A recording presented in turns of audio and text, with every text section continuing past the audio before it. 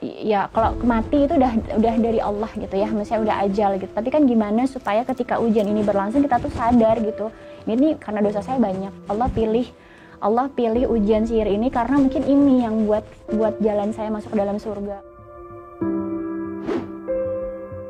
Mungkin kalau kita diuji suami, anak, kurang karena dosa kita mungkin lebih banyak lagi gitu. Udah diuji sihir aja yang agak lama gitu.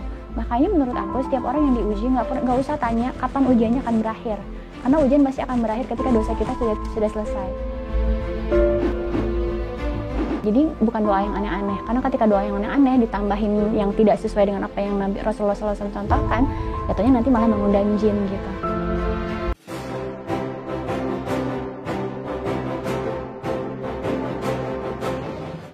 Mau hadiah jutaan rupiah atau grand prize umroh gratis? Maka saksikan terus YouTube channel Ratu Kanza ini sampai akhir ya, karena di akhir segmen kita akan bagi-bagi hadiah yang sangat banyak sekali. Dan tonton terus semua videonya, semua partnya sampai habis. Dah. Tapi ketika zikir itu diyakini bisa menaklukkan hati orang lain, itu kan berarti suatu amalan baik tapi dilakukan dengan cara yang salah ya. Mungkin nggak sih gara-gara itu masuk jinnya itu? Iya, itu sih udah jelas ya, karena dia menggunakan media-media yang memang tidak ada syariatnya ya. Tapi tadi pakai tulisan-tulisan Al-Quran ya, itu buhul-buhulnya keluar, alhamdulillah ketemu gitu. Dan emang sebenarnya kalau sihir itu jauh lebih mudah, karena kita tinggal minta sama Allah, luruskan tauhid, nanti Allah akan bantu gitu. Dan beruntung kalau misalnya orangnya langsung sadar dan berhenti kirim. Cuma kan ada orang-orang yang misalnya nggak berhenti kirim, mau penasaran gitu. Ini kan qadarullah kamu sihirnya tadi walas asih dan dia harus ceraikan. Kalau sihir kematian atau sihir ya itu kan dia nggak akan berhenti. Nah itu makanya orang-orang yang diuji sihir kematian seperti itu tuh yang harus terus mengupgrade, nggak boleh lengah gitu untuk membentengi dirinya dari sihir dan gangguan jin. Makanya saya sebenarnya agak tertarik juga ketika Mbak Endang bercerita gitu, karena pengalaman Mbak Indah kok sama saya walaupun mungkin berbeda gitu ya. Mbak Indah sendiri kalau boleh diceritakan, kalau nggak keberatan gitu, pengalamannya tuh lebih detailnya kayak gimana sih? Karena saya kan garis besarnya pasti banyak banget pengalaman yang berkaitan sama sihir. Jadi dari yang muntah darah itu sering banget. Jadi kalau lagi ngobrol gini, kalau udah lagi dakwah, kiriman seseorang apa datang sendiri?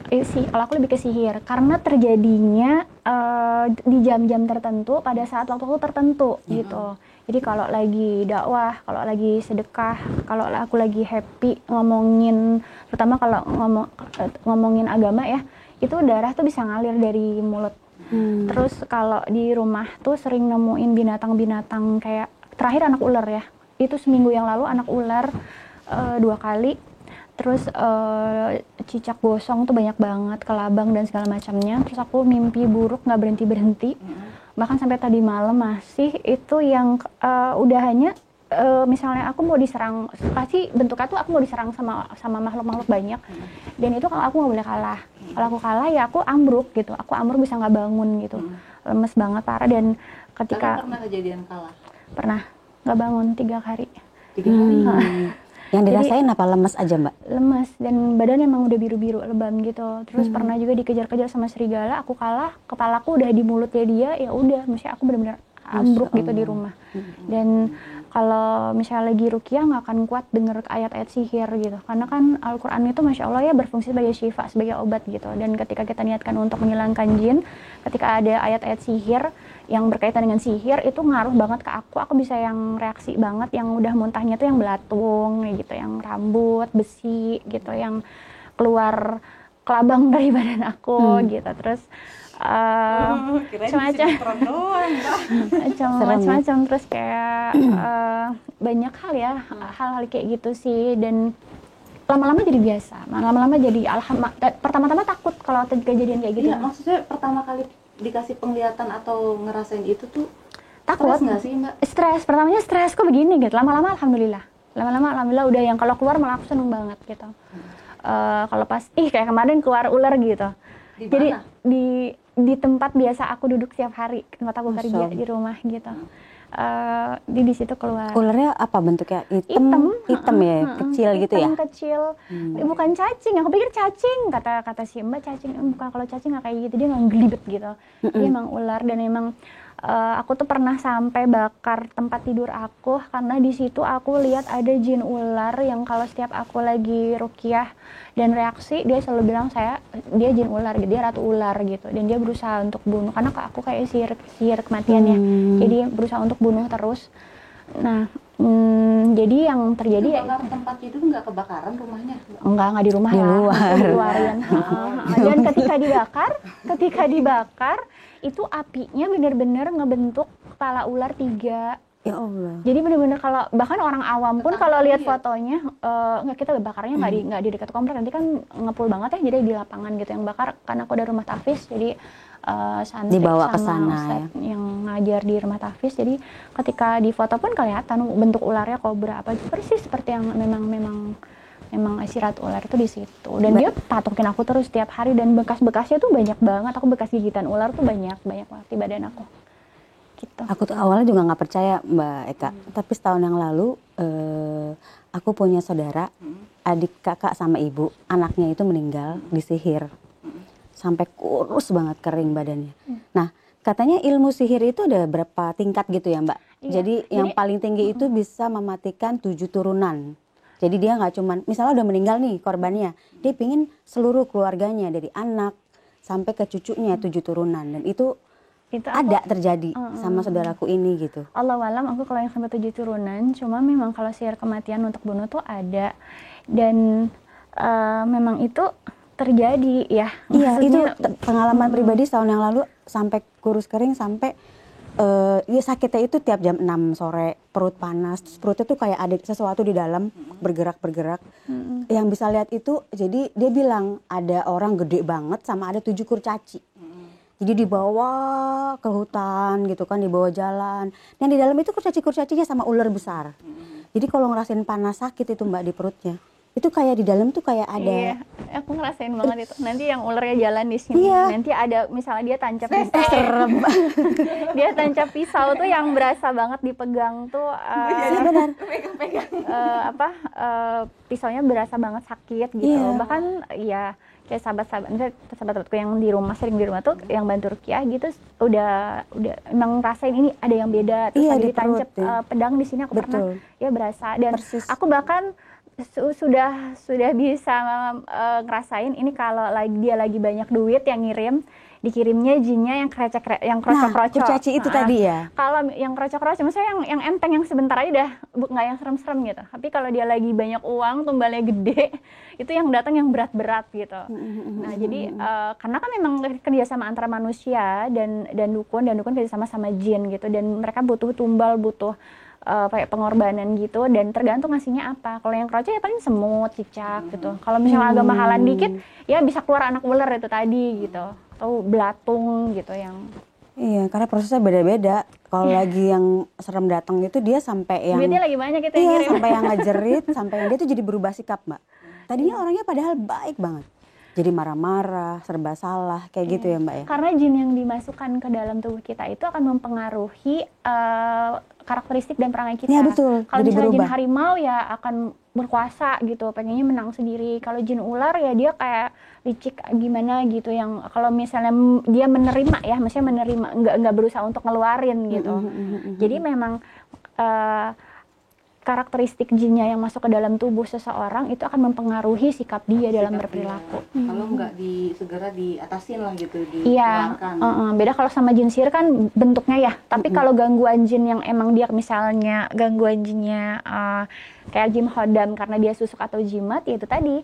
Kalau ketika dia yang buat, misalnya ada yang pasang jimat biar dia pemberani gitu atau kebal, ya dimasukinnya jin harimau, ya dia akan biasanya tuh kayak kalau misalnya di dunia pertandingan kayak gitu-gitu tuh biar menang kayak gitu-gitu ya. Atau buat bisnis kan bisa juga ya. Itu nggak bisa ada yang ngalahin. Allah macam-macam ya, tergantung. Nggak bisa ada yang ngalahin Mbak. Maksudnya kok sampai ada korban meninggal gitu? Ya ada, cuma kan kadang-kadang korbannya sendiri dia nggak tahu harus gimana, nggak larinya ke Quran, nggak lari ke yang pengobatan yang syar'i, dan kalaupun salah jalan juga mungkin. iya, ataupun dia berobat ke tempat yang salah gitu, dan kadang-kadang orang itu tidak menyadari bahwa segala musibah yang terjadi kan akibat ulah tangan kita sendiri, ada dosa-dosa sehingga Allah izinkan gitu. Dan ketika hal itu terjadi kan harus kita perbaikin diri, kita perbaiki lagi tauhid kita, ibadah kita, semuanya gitu. Cuma kadang-kadang ada orang-orang yang hanya fokus mencari penyembuhan tanpa menyembuhkan dirinya dari banyaknya dosa gitu. Jadi endingnya ya yang mungkin nggak, ya kalau mati itu udah dari Allah gitu ya, misalnya udah ajal gitu. Tapi kan gimana supaya ketika ujian ini berlangsung kita tuh sadar gitu, ini karena dosa saya banyak, Allah pilih ujian sihir ini karena mungkin ini yang buat jalan saya masuk ke dalam surga. Mungkin saya kalau diuji sama yang lain-lain mungkin itu hisab di dunia lah, katakan gitu ya. Ya bisa jadi, maksudnya kan Allah paling tahu ujian mana yang membuat kita paling mudah masuk ke dalam surga. Mungkin kalau kita diuji suami, anak, kurang, karena dosa kita mungkin lebih banyak lagi gitu. Udah diuji sihir aja yang agak lama gitu. Makanya menurut aku setiap orang yang diuji nggak usah tanya kapan ujiannya akan berakhir. Karena ujian pasti akan berakhir ketika dosa kita sudah selesai. Tapi kok ada lagi? Iya, karena kan Allah tahu ketika kemampuan kita. Sudah habis impas lah bahasanya. Iya. Tapi kok ada lagi gitu. Kelar ini kok ada ujian lagi karena Allah tahu kekuatan kita. Dosa kita terlalu banyak sehingga Allah bikin ya udah ini dulu ujian anak kelar, tapi udah kelar, ya udah aku tambahin lagi ya kata Allah, karena kamu ada dosa lagi yang lain, misalnya ada dosa riba, dikasih ujian lagi sama Allah. Terus udah kelar, kok ada ujian lagi? Iya kan masih ada dosa kamu yang lain belum terhapus. Jadi makanya ujian kita beda-beda. Dan kenapa seseorang dipilih sihir? Ya mungkin itu adalah ujian paling pas buat dia supaya untuk menggugurkan dosa-dosanya gitu. Dan nggak usah ngerasa kenapa Allah giniin aku gitu. Ya terserah Allah gitu. Dan menurut aku ujian sihir itu tuh hikmahnya besar sekali. Kenapa? Kita jadi tahu bahwa memang tauhid itu nomor satu. Bahwa kita nggak boleh percaya sama apapun selain sama Allah. Berlindung hanya kepada Allah. Kembali ke Quran. Karena tidak mungkin sihir menang melawan Al-Quran. Dan efeknya itu memang kalau masuk surga, tauhid harus murni. Dan Allah memberi ujian seseorang terhadap sihir itu tuh endingnya tuh indah banget kalau memang bisa membaca hikmah di balik berbagai macam sihir yang datang. Karena kan dosa yang paling berat itu kan menyekutukan Allah. Datang ke dukun, percaya minta tolong sama dukun, kerja sama jin, padahal jin itu kan komplotannya iblis ya kan. Jadi hal besar, dan tetap terus merasa beruntung bahwa Allah memilihkan ujian yang pasti kita kuat gitu sih. Nah, kalau tadi kan kita bahas masalah sihir dan lain-lain ya, serem banget. Kalau misalnya kayak bacaan doa nih Mbak Indah, jadi ada beberapa, kalau misalnya kita lagi ngaji atau kajian atau ada tausiah, kadang-kadang kan ustadz atau pak haji atau ustazah gitu suka bawa air minum doa yang ditaruh di tengah-tengah, doa bareng, salawatan. Terus air itu kita minum untuk tujuan tertentu gitu kan. Itu gimana menurut Mbak Indah itu? Jadi gini, kita kan sebagai muslim patokannya Quran dan sunnah. Apa-apa yang dilakukan oleh Nabi Muhammad SAW. Rasul melakukan itu enggak. Jadi Rasulullah SAW melakukan mendoakan air, tapi bacaannya jelas. Al-Fatihah, An-Nas, Falak gitu. Dan itu bisa dijadikan obat. Lihat dulu yang dibacain apa gitu. Sesuai sama contohnya Rasul enggak gitu. Karena Rasul pernah pakai Al-Fatihah gitu. Jadi bukan doa yang aneh-aneh. Karena ketika doa yang aneh-aneh ditambahin yang tidak sesuai dengan apa yang Nabi Rasulullah SAW contohkan, jatuhnya nanti malah mengundang jin gitu. Iya, kayak misalnya contoh doa, lagi suka sama seseorang, dibawain minum, dimasukin boleh gitu. itu. Oh, tujuannya tergantung tujuannya apa gitu ya. Nggak boleh. Tindakannya seperti yang Nabi contohkan, tapi isinya nggak sama ya. Okay. Jadi Rasul melakukan itu untuk obat ya, untuk menyembuhkan gitu kan. Makanya kita ada ruqyah air ya, ruqyah air dibacakan, terutama bacaan Al-Baqarah. Ya, biasanya itu ampuh banget untuk misalnya yang lagi gangguan sihir atau jin gitu. Tapi kalau misalnya doa-doa tertentu diniatkan, diminumin ini ke dia biar dia luluh sama kamu, minumin ini ke dia biar itu udah udah trik dari jin gitu. Berarti amalan yang sama juga yang sama zikir yang tadi saya bilang ya. Bahasanya kan zikir, Iya. tapi dilakukannya dengan niat yang salah. Iya, karena memang dia niat dan cara yang salah sebenarnya gitu. Walaupun dia mungkin pakainya juga pakai surat-surat dari Al-Qur'an, pakai sholawat gitu. Iya. Tapi dengan tuntunan yang nggak ada contohnya dari Rasul, itu jelas tertolak. Kayak yang lagi banyak umum di luaran itu, iya baca Al-Fatihah 77 kali itu kayaknya umum banget deh buat pinter buat apa gitu. Padahal tuh nggak ada tuntunannya. Terus sholawat 1000 kali biar apa, terus baca kulhu 1000 kali juga apa hal kayak gitu tuh yang nggak ada contohnya tuh nggak boleh gitu, karena hanya akan mengundang jin dan akan menjadi hal yang sia-sia gitu. Makanya kita penting banget sebagai seorang muslim itu belajar, cari tahu bagaimana Rasulullah SAW hidup, zikirnya seperti apa, mana yang boleh kita lakukan, mana yang jangan, bener nggak ini ada contohnya gitu. Karena kebanyakan masalah di kebanyakan kita itu udah anteng aja sama apa kata ustadz, kata ustadzah, dan nggak mau ngecek lagi bener nggak Rasul begini gitu. Kita nggak mau kepo sama Nabi kita sendiri, sama Nabi Muhammad SAW. Padahal Rasulullah SAW mengajarkan semuanya secara sempurna gitu. Kita lebih percaya sama manusia yang bisa saja salah gitu. Betul. Jadi memang kita dituntut untuk menjadi penuntut ilmu yang cerdas, sehingga kalau misalnya ustadz, ustazah atau siapapun ngajarin apa suatu amalan, kita bisa cek, nih bener nggak, ini ada dalilnya nggak, kalau Quran surat apa, kalau hadisnya apa gitu, sehingga kita tidak terjebak kepada hal-hal yang hanya membuat kita terusir dari telaganya Rasulullah SAW nanti gitu. Dan itu hal yang mengerikan buat aku. Kita pede banget di dunia jadi umatnya Rasul yang nanti bisa dapat syafaat, ternyata ketika Rasul menunggu kita di telaga menjadi yang terusir hanya karena kita melakukan amalan yang menurut kita benar, ternyata itu tidak ada contohnya dari Rasul. Nanti ada penghalang antara kita dan Rasulullah SAW, sehingga ketika diusir sama malaikat, ya Rasul bilang, oh ya udah. Ketika kata Rasul, iya mereka menambah-nambah ya apa yang sudah engkau tetapkan. Kata Rasul, oh pergi, naudzubillah, baru sampai telaga, masih panjang perjalanan kan, gitu. Berarti ini balik lagi tadi cerita yang soal gangguan sihir sampai merenggut nyawa.